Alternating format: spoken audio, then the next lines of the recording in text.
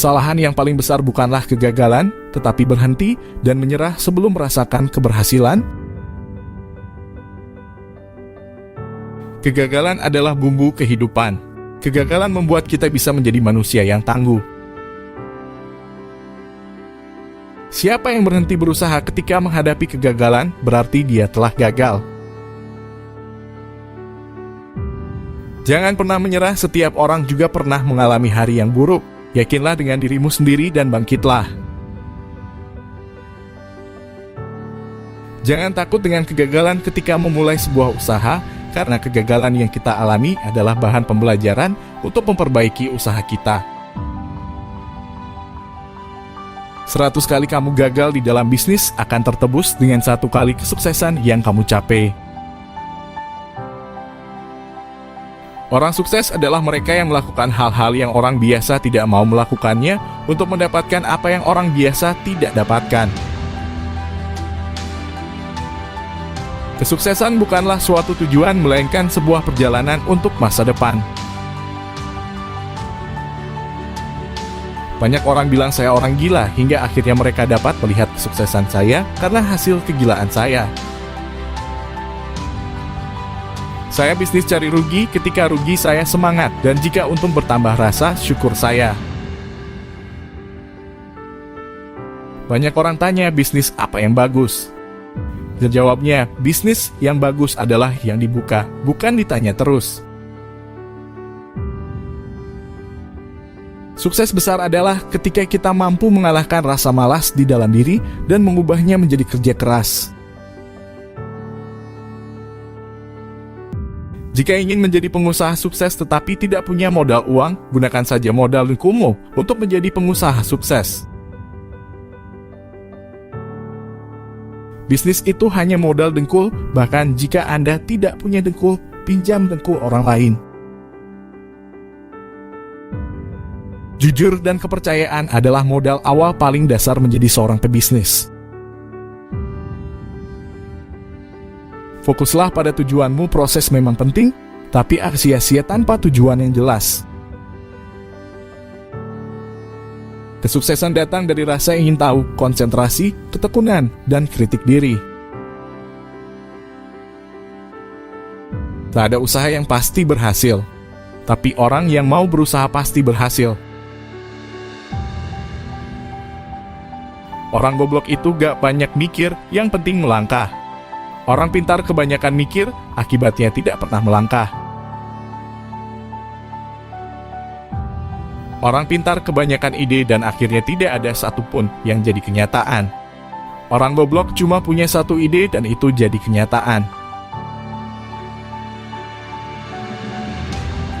Orang goblok sulit dapat pekerjaan, akhirnya buka usaha sendiri. Saat bisnisnya berkembang, orang goblok mempekerjakan orang pintar. Orang pintar maunya cepat berhasil, padahal semua orang tahu itu impossible. Orang goblok cuma punya satu harapan, yaitu hari ini bisa makan. Orang pintar merasa gengsi ketika gagal di satu bidang, sehingga langsung beralih ke bidang lain ketika menghadapi hambatan. Orang bodoh seringkali tidak punya pilihan, kecuali mengalahkan hambatan tersebut. Orang pintar sering menganggap remeh kata fokus. Buat dia melakukan banyak hal lebih mengasihkan. Sementara orang bodoh tidak punya kegiatan lain, kecuali fokus pada bisnisnya. Orang pintar berpikir, aku pasti bisa mengerjakan semuanya. Sedangkan orang bodoh menganggap dirinya punya banyak keterbatasan, sehingga harus dibantu orang lain. Orang pintar belajar keras untuk melamar pekerjaan. Orang goblok itu berjuang keras untuk sukses, agar bisa bayar pelamar kerja.